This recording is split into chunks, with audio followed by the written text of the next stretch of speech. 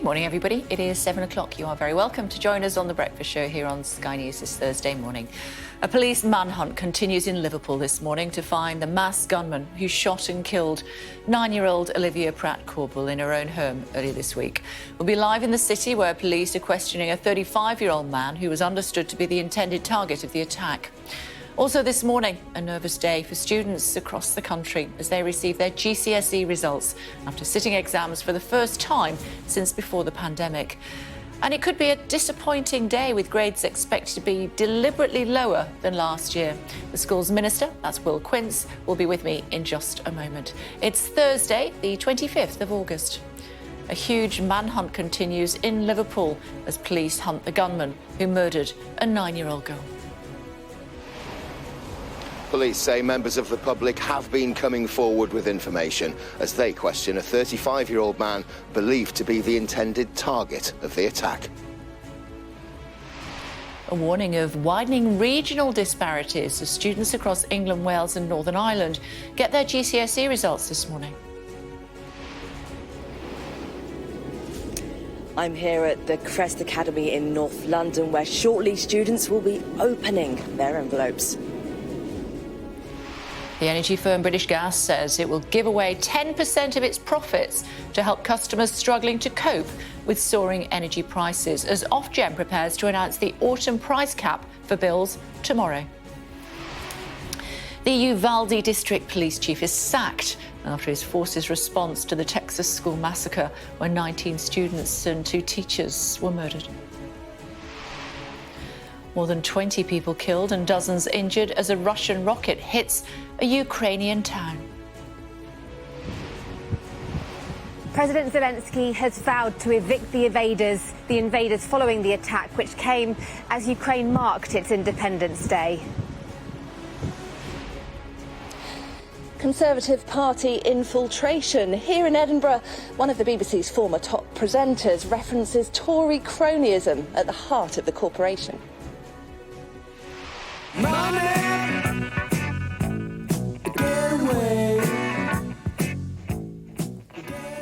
Pink Floyd reportedly on the verge of selling their back catalogue in a deal that could be worth as much as £400 million.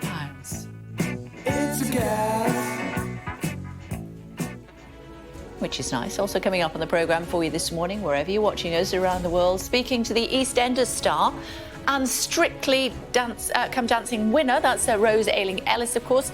She preparing to share her experiences as a deaf actress while delivering the alternative McTaggart Lecture in Edinburgh. Business is a competition. Your time to be weak, conflict averse. And I'm concerned you might be soft. The only way he'll respect you is to... And hearing from Succession's patriarch, the man who stars as Logan Roy, Brian Cox.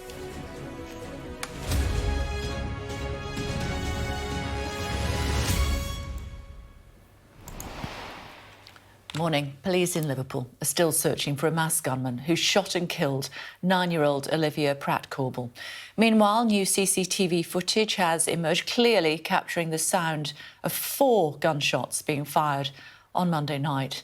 A warning: this report from our national correspondent Tom Parmenter contains that CCTV and the sound of gunfire, which some viewers may find distressing.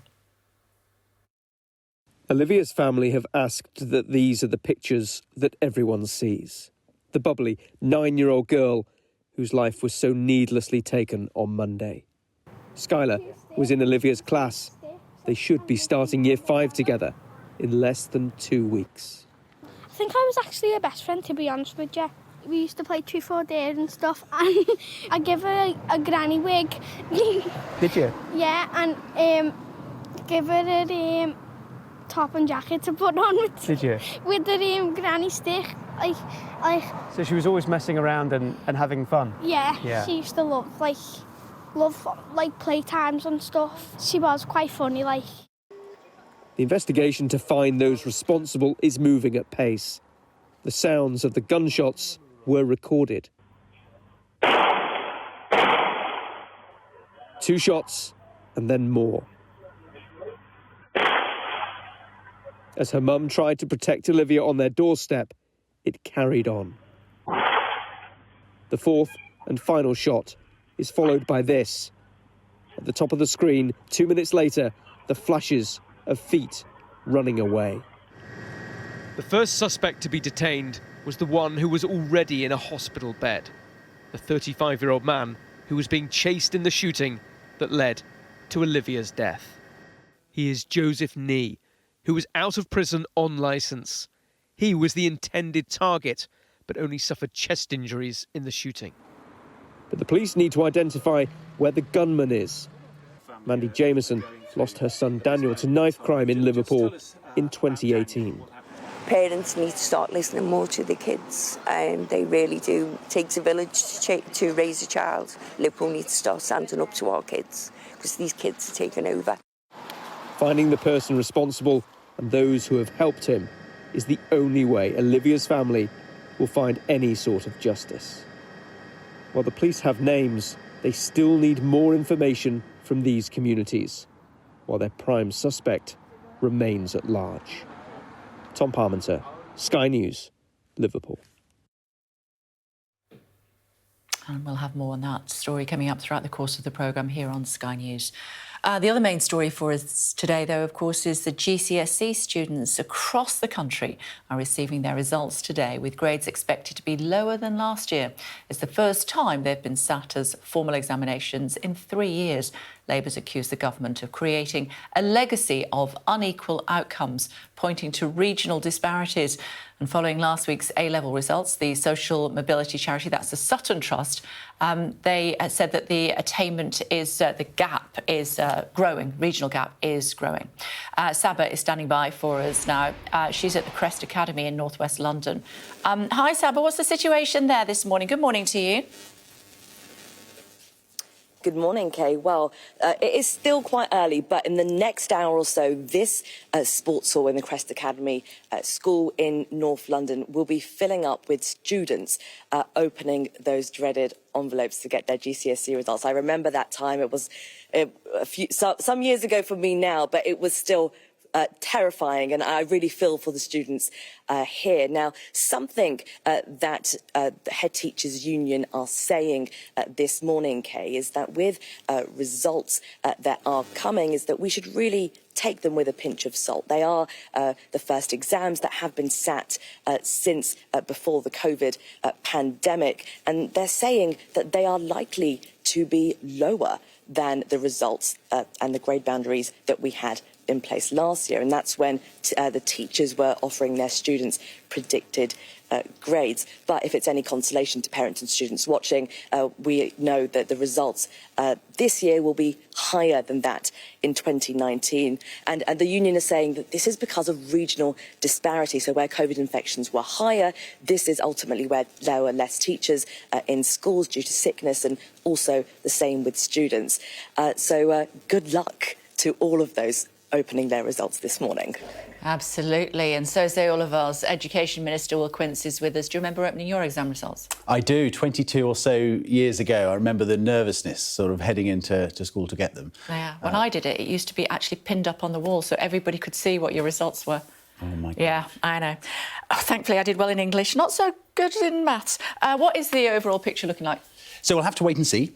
So the results will be out very, very soon. But I think the first thing today is a celebration of all those young people's achievements and efforts over the course of the past 2 years. So today's about saying a huge well done and a huge thank you to all of the teachers and the school leaders and, of course, parents and carers that have supported young people to get those results. And, I wish them every success with what they go on to do next. The grades are going to be lower, though, aren't they? So, yeah, they are. And that's very much part of the plan. So over the last couple of years, we've had teacher-assessed grades. We've gone back for the first time to examinations, but we've done that in a staged way. So it's not just back to pure examinations. We recognise the fact that young people have faced huge disruption over the past couple of years. So there have been adaptations in place, and Ofqual have reflected it in their marking and grading.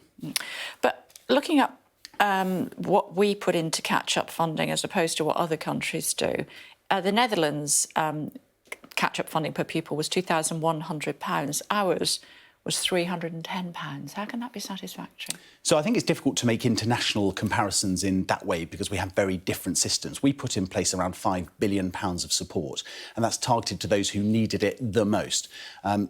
we keep a real watchful eye on these things, and we continue to look at exam results and things like our education improvement areas around the country, looking at how we can reduce the attainment gap and make sure wherever you live in this country you're getting a world-class education and the same opportunity to thrive. OK, let's keep it within our borders then, if you don't want to compare it to other countries close to us. The then Tsar, Sir Kevin Collins, who had been asked to come up with his view on how much government spending should be to try to improve our education system. He said £15 billion worth of funding. That was totally rejected and he resigned as a result. He did, and we put in place around £5 billion of funding. And I'm not good at maths, as I said, but that's £10 billion less. Compared to what he asked for at that time. And that's, of course, the start. We keep this under review, and the previous Education Secretary and the current Education Secretary has said the same. We keep a watchful eye on these things. We continue to invest in education. And if we need to invest more, of course, we will. But I think what today is about celebrating those GCSE results and these young people up and down the country that have worked incredibly hard. We've made adaptations deliberately to reflect the fact that young people have faced that disruption. But if you look at the National Tutoring Programme, so some £1.8 billion programme, which continues now, that has delivered around 2 million courses up and down the country. Those who we know have got the shortest amount of time left in education, so the 16 to 19-year-olds, they're getting those extra 40 hours at a cost of some 800 million. So the investment is going in. We keep a watchful eye. If we need to invest more, I have no reservations about going to the Treasury and asking for that. So it's wrong to say that we invest less in students now than we did in 2010? So I think that there are competing arguments on this in terms of whether you sort of budgeted inflation for that. But of course, we continue to invest, I think, around additional £7 billion over this SR period, so an extra £4 billion into our school budget this year. I think the overall education budget is around £86 billion. So we do invest huge amounts into education. But as I say, today is about celebrating the success of all of those GCSE students up and down the country and who are looking forward to going on taking their next steps in education. What are you putting regional disparities down to? So I think there have always been regional disparities for all sorts of reasons. It's why we've got the 55 educational investment areas up and down the country. In part, it's because there are some areas of the country where we find it challenging to attract and recruit teachers, and especially high calibre and high quality teachers. So, for example, we have the grants in place in some of those educational attainment areas. In some cases, it's around early years, the importance of the sort of 1 to 5.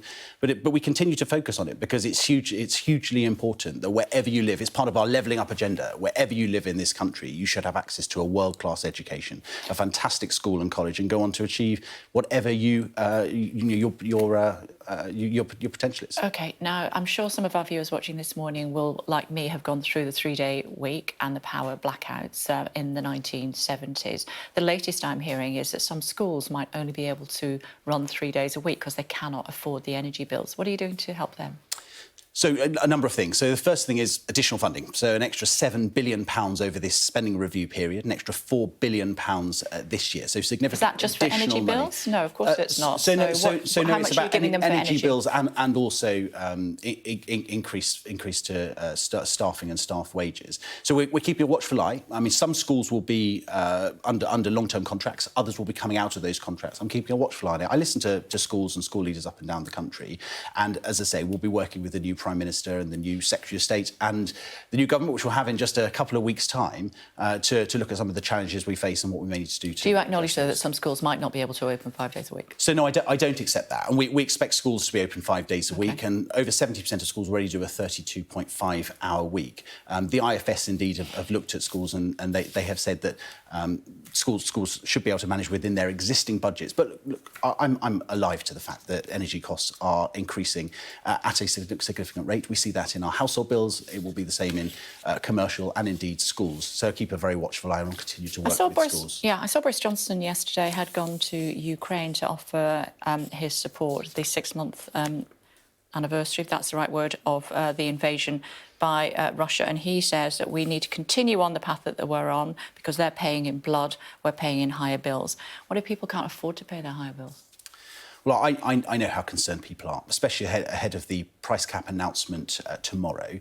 What I would say to them is there is already a £37 billion package of support that's been put in place. Not enough, though, is it? Well, most of which hasn't actually come into effect yet. So the £400 for every household. We've had the first £300 cost of living payment. There will be a second one towards the end of this year.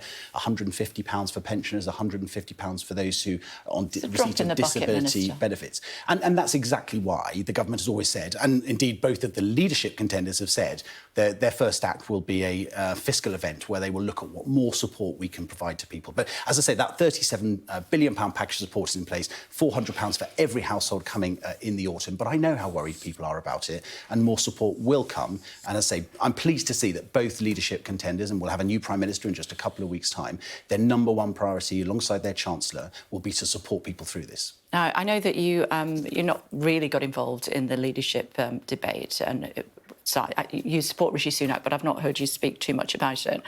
But I do want to put this to you, because you are a Conservative senior minister. A senior ally of Liz Truss has said this morning that Sunak is thrashing around all over the place like a wounded stoat. His attacks are a weasel, if you don't know what one is. His attacks are framing us as Tory scum. This is not what you need, is it? Well, I haven't seen those. It's in the Times this morning. Well, I haven't seen those comments as of yet. It was an early start this morning, so I haven't read the Times. Take my word for it. But what I will do, Kay. But what I would say on that is one of the things that I found most difficult about the leadership contest has been the sort of blue on blue, which I think is totally unnecessary. Both candidates should just present their positive vision for our country. And the most important thing is that in 2 weeks' time, so on Tuesday the 6th, when we have a new Prime Minister, that we all as a parliamentary party get behind that new leader, get behind that Prime Minister, and we continue to deliver for the British people. And that's what I want to see. Do you think Boris Johnson has done enough in this period between him stepping down and the new Prime Minister taking over? It's been described as a zombie government on more than one occasion. Yeah, I don't recognise that picture. And certainly from an education perspective, we've been working hard on exam results, the work that we'd started around the SEND review, around the Green Paper, the work we're doing around reforming children's social care. That has all continued, and it will continue to continue. And hard-working civil servants alongside ministers up and down Whitehall are working to ensure that the new government will be able, it's not just going to be starting from fresh. They will have a suite of options that they'll be able to take forward alongside ongoing 2019 manifesto commitments that we are yet to deliver and working hard on. So I don't recognise the picture that's painted. And as far as I'm concerned, the Prime Minister has always shown a massive interest in education and what I've been doing, both in the Children and Families brief and also in the schools brief. And I've no doubt he'd continue to do so. Even though he's working from home, his country home, mostly.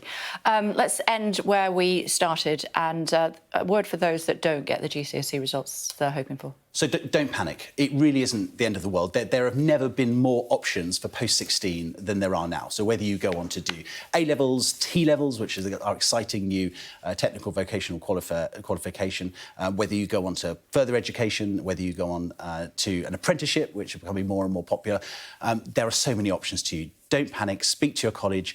Speak to your parents. You will be able to achieve your potential. Just don't panic. How did you do? It was a long time ago. I got 6 A's and 4 B's, as I recall. A-levels didn't go quite so well. Right. But I really enjoyed my time at school, and that's the most important thing. You know, your grades are important, but they don't define you. Just have a plan B. I hope all young people up and down the country get the grades that they want and need today. If you don't panic. There are so many options open to you. Good to see you, Minister. Thanks very much indeed. Thank you. Quick look at what the papers are saying this morning. Mixed picture on the front pages. The Sun reporting that the only man arrested so far in connection with the murder of 9-year-old Olivia Pratt-Korbel is refusing to help police. The headline, for the sake of little Olivia, talk. The Telegraph has comments about the cost of the war in Ukraine from Boris Johnson while visiting the country. We're paying higher bills. Ukraine is paying in blood, he says.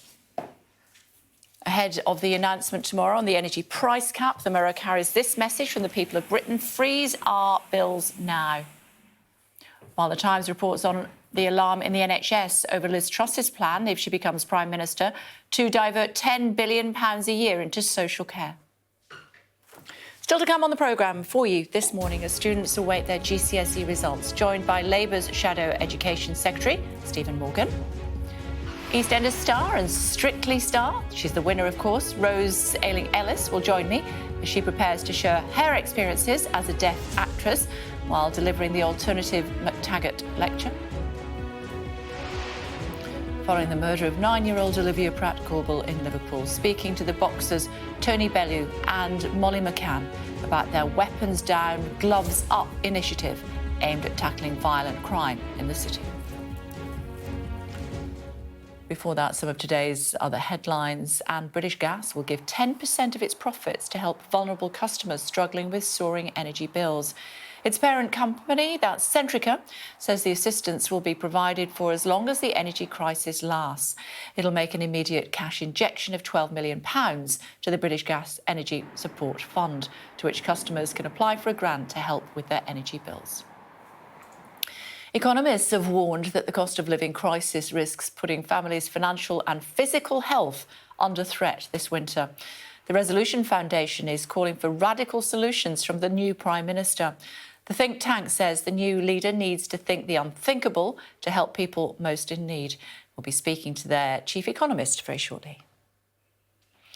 And the police chief at a Texas school district has been fired over a mass shooting in May when 19 students and 2 teachers were killed. The Uvalde District's Board of Trustees voted to dismiss Pete Arredondo, who was accused of making several critical mistakes. Police waited more than an hour to confront and kill the gunman. I have messages for Pete Arredondo and all the law enforcement that were there that day. Turn in your badge and step down. You don't deserve to wear one. Kobe Bryant's widow has been awarded $16 million after first responders took and shared graphic photographs from the site of the helicopter crash that killed the basketball star, their teenage daughter and 6 others. A court in the US found that Los Angeles County must pay damages. And the government has said it will work with Albania to quickly process and repatriate the large number of Albanians crossing the English Channel in small boats. Under the proposals, Albanian police could be brought to the UK to observe arrivals and pass on intelligence. Now, if you thought you'd forgotten the French that you learned back in school, then think again. Research by the University of York found those who studied the language 50 years ago had similar recall to students who'd just done their exams, even if they'd never used it before or since. And study participants were particularly good at remembering the right foreign words in emergencies. Je m'appelle Kay. Ukrainian President Volodymyr Zelensky says 22 people have been killed by a Russian missile strike on a train station in the country's east. Russia hasn't commented on the incident, but since its invasion has insisted that it doesn't target civilians. Our defence and security editor, Deborah Haynes, is in the southern city of Odessa for us this morning. Hello to you, Deborah. Good morning. We were expecting something. This was particularly brutal. Yes, so Western sources have been saying that they expected Russia to start targeting civilian infrastructure in the run-up to Independence Day yesterday, which obviously also marking 6 months of this large-scale war here in Ukraine, and this attack in this small town west of the eastern region of Donetsk. There was a missile strike against a house which killed a boy, and then this deadly strike against a railway station, setting a train ablaze and killing at least 21 people, many more injured. The US Secretary of State, Antony Blinken, he tweeted last night saying that while Russia avoided targeting cities such as Kyiv, they went after the frontline areas, including also Kharkiv in the east, Mykolaiv in the south. And it really is a reminder that 6 months into this large-scale invasion, there is no sign of the war ending, and very much questions about what happens next, whether Western support will prevail, whether the Ukrainian forces will be able to do as their president has said they want to, and push Russian forces out of the country definitively. OK, for now, thank you. One of BBC's former star presenters has hit out at what she referred to as Tory cronyism at the heart of the corporation. Delivering one of the main media speeches of the year at the Edinburgh TV Festival, Emily Maitlis claimed the BBC board has been infiltrated by what she called a Conservative Party agent. Put this in the context of the BBC board, where another active agent of the Conservative Party, a former Downing Street spin doctor and former advisor to BBC rival GB News, now sits, acting as the arbiter of BBC impartiality. According to the Financial Times, he's attempted to block the appointment of journalists he considers damaging to government relations. Well, our arts and entertainment correspondent Katie Spencer is at the festival in Edinburgh. Hi, Katie, how did that go down? Morning. Well, look, it's quite a claim to make from a former employee, isn't it? She started that speech last night by saying she didn't want to come across as someone that used to work for the BBC that was ranting, but that she felt that having left the BBC, she was a lot more freer to kind of raise some of these issues that had been bothering her for quite some time. We should say that that claim that she made in particular, we put that to the BBC. They said it was absolutely not true. They go out of their way to make sure that everyone on the board is impartial, and that is the purpose of having the board itself. But claims really that Emily Maitlis felt that was going on now at the BBC, that there is this really attempt to pacify Downing Street, if you like, by the BBC, in her opinion. The other main thrust of the theme of that she was making yesterday in her speech was about impartiality and how all journalists at the moment, she felt, were going out of their way to try and not come across as being biased, because she feels that everyone is terrified within the industry of seeming biased, and so there is this element of almost sort of superficially creating balance, and how that in itself is obscuring the truth. So a really interesting speech that she gave last night, and certainly I think within the BBC, a lot of eyes rolled at some of the claims that she was making. BBC was the focus yesterday on day one of the TV festival. What we're going to be talking about here today later, I think, is really Channel 4. Channel 4's chief content officer, Ian Katz, is due to give a talk this morning, obviously with privatisation looming, and it's still being unclear who the next PM is and what their approach will be to privatisation. I think all eyes will be on that talk this morning. Also, Ian Katz is going to be on Ian King, who's doing a live special here this morning, so that's going to be one to watch. OK, thank you. I'm chatting to Brian Cox, actually, from Succession fame, Logan Roy. That coming up as well later on in the programme. Before that, though, how do you remember this song?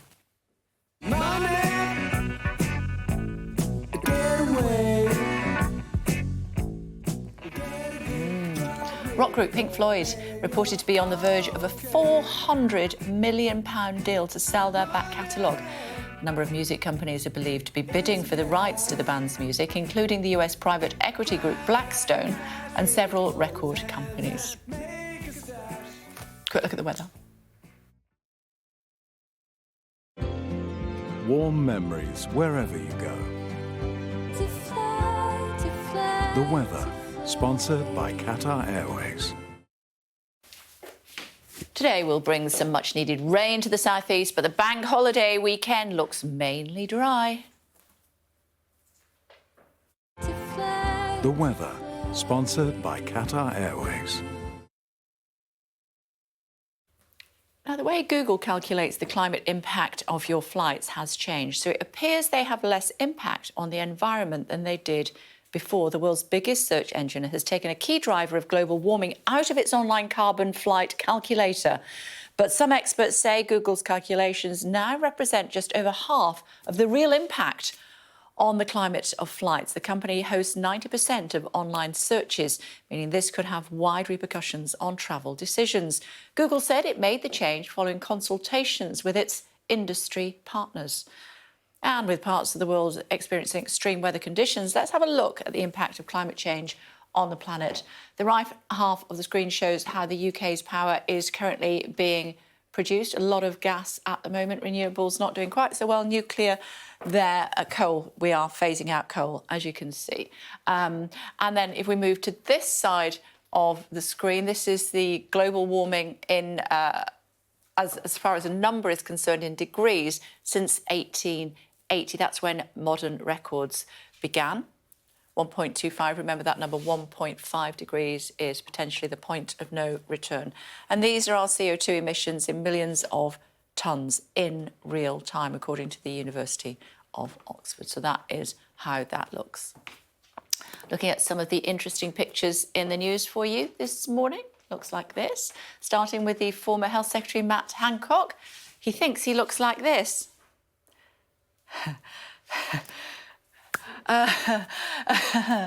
This is his avatar, apparently. He's joined the metaverse, where he obviously, that's what he thinks he looks like. I'm not going to say any more than that. Moving on quickly. Here we go. Talking about Ukraine, a new report from the Resolution Foundation warns that people's physical health is being impacted by what is happening, not only in Ukraine, but also in other parts of the world as well. This is the Independence Day celebrations there yesterday, but Ukrainians gathered in force to mark the occasion in Edinburgh. The event, as we know, coincided with the 6-month anniversary of the war. And finally, this is Sylvester Stallone. It's his newest tattoo. Here, that used to be a picture of his wife on his arm. Now is an image of his dog. They're apparently having marriage difficulties. That's the way she found out. There we are. Goodness me. I don't know what he's saying about... I don't know. Fascinating, though, isn't it? Still to come on the programme. Wherever you go, you're tiptoeing through the raindrops with that one, aren't you? Still to come, a new report from the Resolution Foundation warning that people's physical health is under threat by the cost of living crisis. Speaking to the think tank next.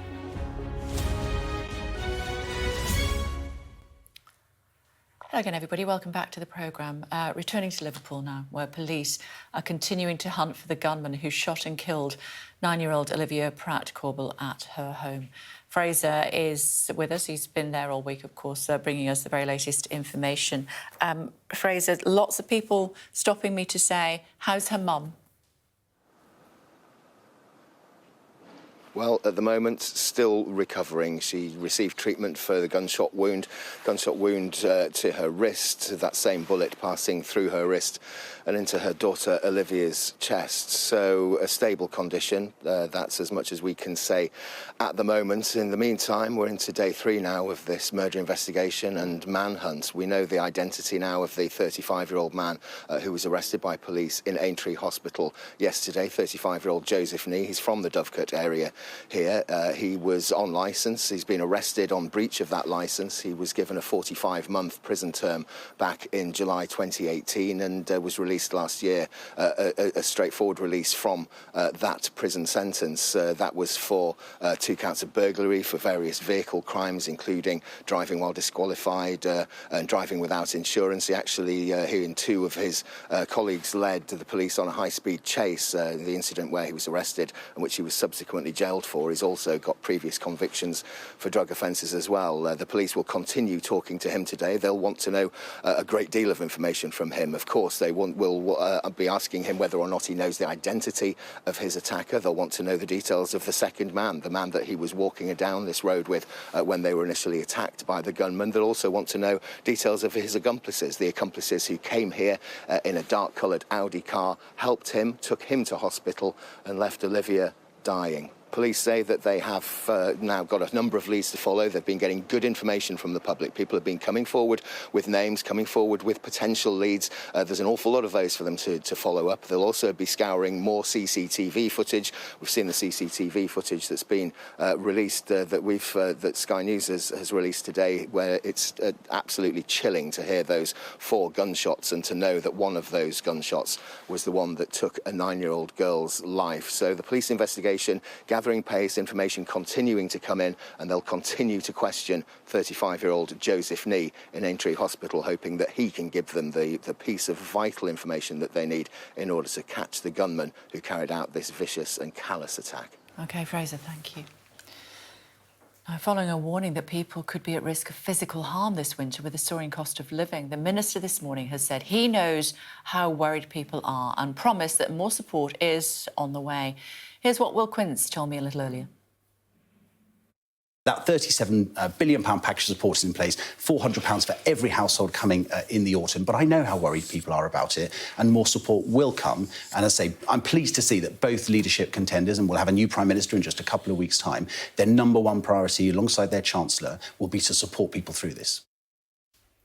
Tamara's here. Didn't tell us whether there was more money coming, though, did he? No, he didn't. And this is the background to this. Of course, we're expecting the Ofgem price cap tomorrow, how much people will pay for their energy in the coming months. And we're expecting it's going to be somewhere in the order of £3,500. Wow. And for many people, that is going to be simply unaffordable. And although the two leadership candidates, the two people who want to be our Prime Minister, have both talked about helping people, we have not had any idea of what scale of help may be coming. Now, Boris Johnson, who visited Kyiv yesterday, said there that the Ukrainians have been paying in blood for Vladimir Putin's war, but British people would be paying on their energy bills.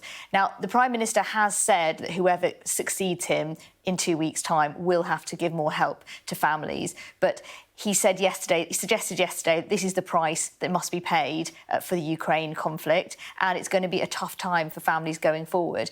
Now, as people wait anxiously to see what kind of support may be on offer, in addition to what's already been announced, and some significant measures have already been announced. We hear this morning some interesting news from British Gas, who say that they are going to donate 10% of their profits, and they make pretty significant profits, to a fund for fuel-poor customers. So that's about £12 million, and people will be able to apply for grants of up to £750. So not going to solve the whole problem by any means, but it's the first time an energy company has said, look, we're going to dip into our own profits in order to try and help people. And surely that throws down the gauntlet to the government to try and help people yet further. Indeed, so we reflected on that earlier on in the programme and told people how they could go about receiving those funds. We'll see you in an hour. Thanks very much indeed.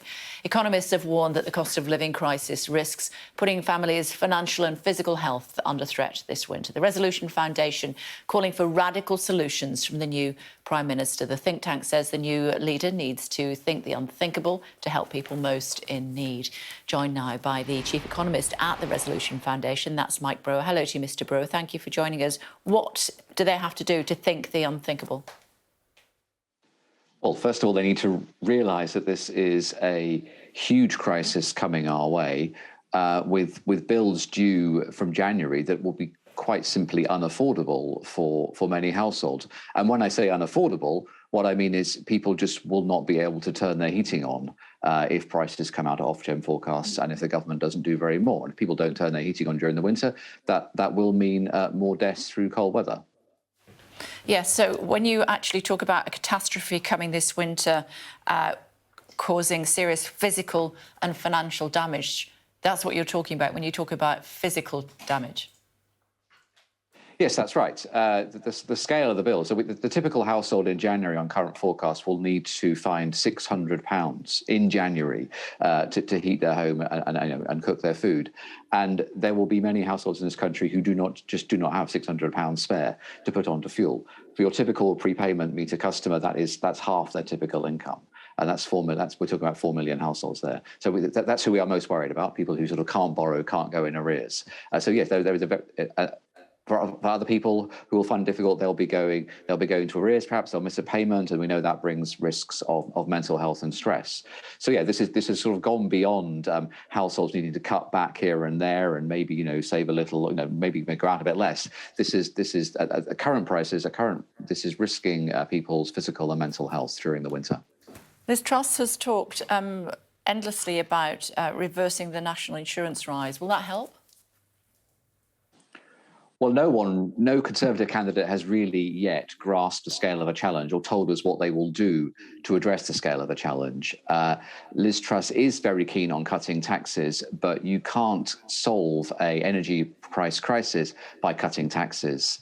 The issue we have with the national insurance cut is that about 15% of the gains go to the bottom half of the distribution. It just doesn't work to support the people who need it most this winter. What about Rishi Sunak's plan to push £5 billion to poorer households? Yeah, so in essence, Rishi Sunak is proposing to carry on what the government's been doing so far, At the moment, we've got some universal grants going to everybody. We're about to get £400 off energy bills, and there have been targeted top-ups for those on benefits. And he'd like to spend another £5 billion, he's told us, doing more of those targeted top-ups on means-tested benefits. That is a fantastic way at getting help to those who need it most, to the 7 or so million households who are on means-tested benefits, who will definitely struggle the most without it. £5 billion, though, is not really going to cut it. That will pay for another £650 round of grants to people. But that doesn't cover the amount by which bills have gone up, since the government last sort of came to a view on these things back in May. So I think that's a good start. But I think even if he was Prime Minister, he would need to do more. You're talking about the foundation suggesting a solidarity tax, which is basically an increase in the tax that we pay? Yes, that's right. I think, well, Boris Johnson actually kind of put it really well yesterday. This is a global crisis, a global shock to the economy, which will make the country poorer as a result. And we thought, to us, this reminds us of instances in the past where, again, the UK has been hit by tremendous external shocks. And in times of war, or in other European countries, we look at Germany, times where they had the reunification in the early 1990s, at times where there are big external shocks and the country is going to be made poorer, then the tax system is one way to make sure that the burden of that shock is shared fairly. The scale of this energy price crisis just keeps getting bigger and bigger and bigger. And I don't think we've had enough discussion about, well, how as a country are we going to cope? I've already told you that spending £5 billion is not going to do it. The Labour Party proposing to suggest spending £30 billion, but that's just for 6 months. If this goes on for years, then, yes, we're talking about the government spending many tens of billions of pounds protecting people from the crisis. And if it's a shock of that magnitude, then we have to also think seriously about how we're going to pay for that. And I say, at times of big external shocks on us, we think that the tax system, through some extra solidarity tax, is a good way of sharing that burden fairly. But a rise in income tax, according to Liz Truss, will stifle economic growth.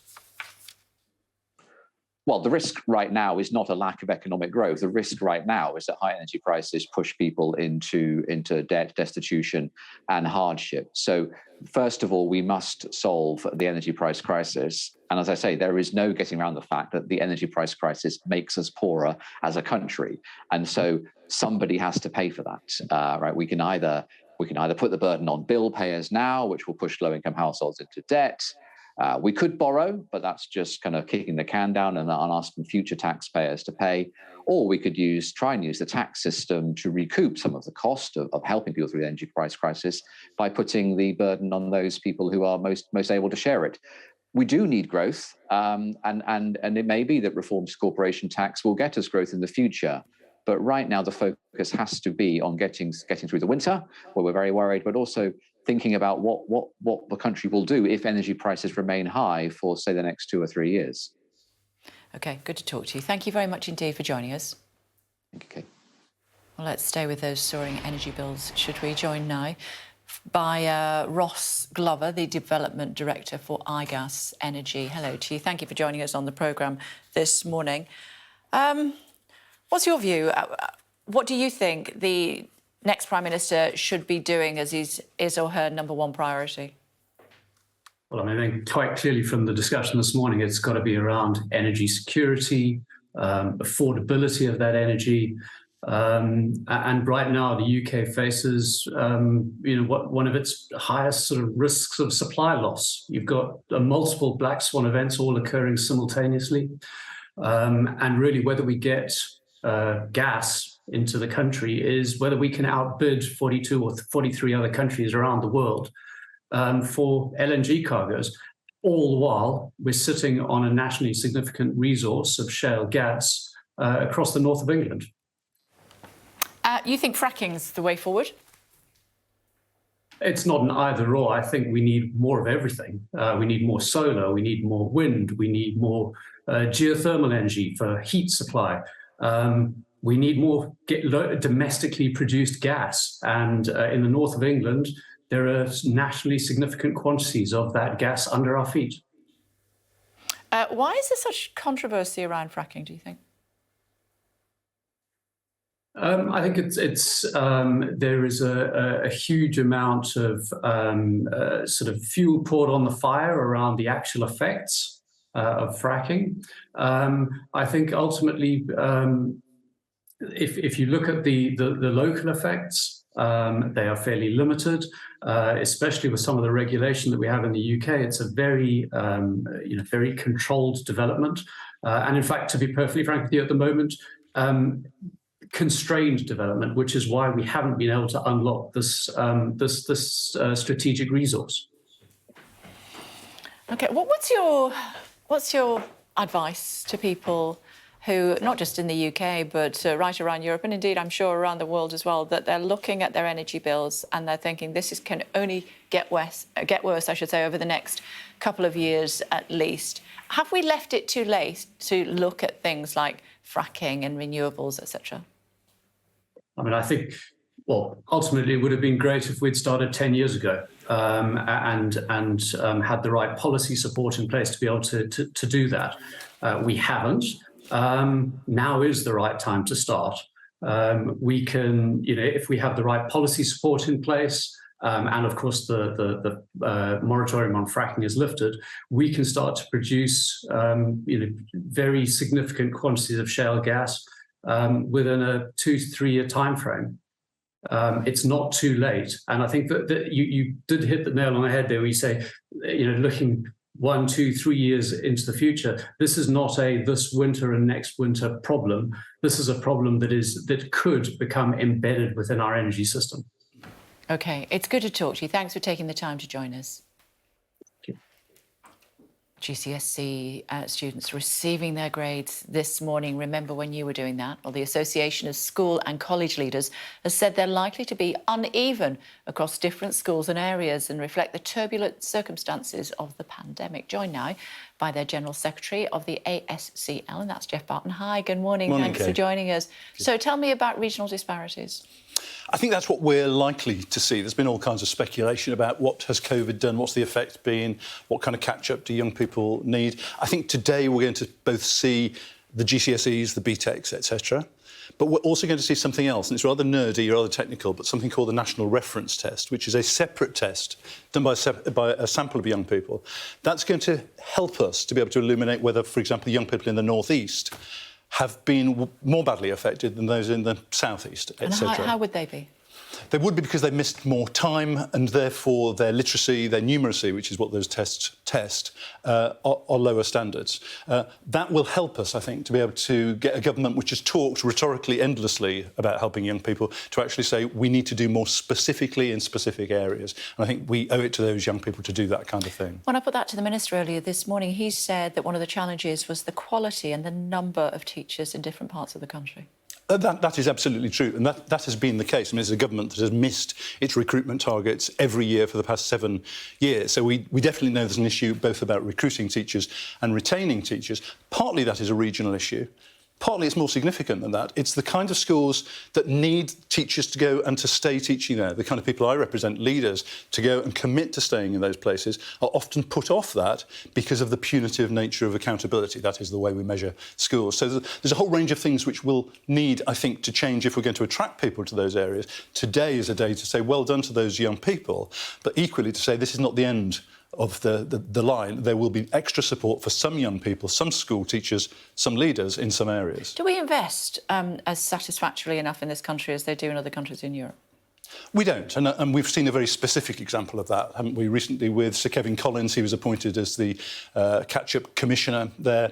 He made very reasonable proposals in terms of what every young person should be entitled to for catch-up. It was dismissed, he resigned. Now, there was a specific example where if you compared what we were doing in this country, in England specifically, compared to, say, the Netherlands, compared to the USA, very significantly more investment. And even where we have had a catch-up programme one-to-one tuition and so on, it is labyrinthine in its complexity, so that many of the people I represent are saying, we're giving up on that, we're just going to try and do it ourselves, except that we haven't got enough funding to be able to do it properly. OK. I also put to the Minister that funding now was not as high as it was per student in 2010. He disputed that. Yes, they do, and you'll have had the £7 billion being put into education figure, presumably. So let's not listen to the ministers, don't listen to me. Listen to the Institute for Fiscal Studies. And what they're saying is by 2024, on the current investment in education, we will be spending 3% less than in 2010. And yet we are expecting more of our schools than we did in 2010. It's frankly not good enough. And in the run-up to a general election, I think one of the things we will see is parents who've had a window into education opened up for them, who've seen the work of teachers, will be saying, frankly, it's not good enough for my child in my area, and we need to see proper investment. Nobody's calling for just throwing money endlessly, but this is an investment in our young people, and today will illuminate that some of them really need greater support from us. And what are your people telling you about the challenges as far as energy costs are concerned? Again, I put that to the Minister, the suggestions that some schools could be down to 3 days a week. He said that he didn't accept that premise. Well, I take the first part of the premise, which is energy costs are eye-watering and a very significant issue. And, of course, if you're a school leader and you suddenly see an increase of 200% in your energy costs, what do you do? Well, you can do three things. You can increase class sizes because then you've got fewer teachers to pay, so it reduces your costs slightly. You can cut some courses, we're seeing that today, so GCSE music, for example, A-level German, smaller courses, because that means you're not paying those teachers. Or you can start to cut support staff. Teaching assistants, the very people who, if you don't understand Mr. Barton's English lesson, maybe that teaching assistant one-to-one can help you to do it. So the most vulnerable young people on the watch of a government that bangs on about levelling up will pay the price for that. The energy cost thing is driving that as well as staffing costs. It won't be fixed by saying, well, let's go to 4 days a week or 3 days a week. I think that's a spurious story, because you would still be paying those staff salaries, and all it would do is perhaps save you 1 day of having the lights on. I think it's a kind of side issue. OK. A thought for those kids that may not get the results they're hoping for? Well, I think those of us of a certain age, and certainly people who've been in education, realise that results are important as a stepping stone to the next stage of your education career. But ultimately, don't fixate on the grade. Talk about your destination. And if today you're disappointed with your grades, there are people in your school and your college who know you, who know the place that you want to go to, and will do everything they can to make sure you get onto the right course, and you will look back and think, even if it was disappointing on that day, I'm doing the thing that I wanted to be able to do. And if you look at your results and you think, that's not what I wanted, and the blind panic descends, who do you turn to first? You turn to the members of staff who will be in school. Every school and every college will have people who know you, who have taught you, who will be able to give you advice, who, like me, seasoned veterans who've seen it before, and will be able to just reassure you and help you to get to the next stage of your education. We're chatting to a young man a little bit later on the programme who is opening up his exam results for us. He is 92 years old. Looking forward to that. Lifelong learning, eh? Yeah, he's been studying maths via Zoom. Looking forward to hearing from him. It's great to see you. Thanks very much indeed. Is it the weather for it? Warm memories wherever you go. The weather, sponsored by Qatar Airways. Well, today will bring some much-needed rain. It was absolutely bucketing down this morning, let me tell you, in the southeast. But the bank holiday weekend looks mainly dry. The weather, sponsored by Qatar Airways. Now, Sir Elton John has shared a preview of his collaboration with Britney Spears. Here we go.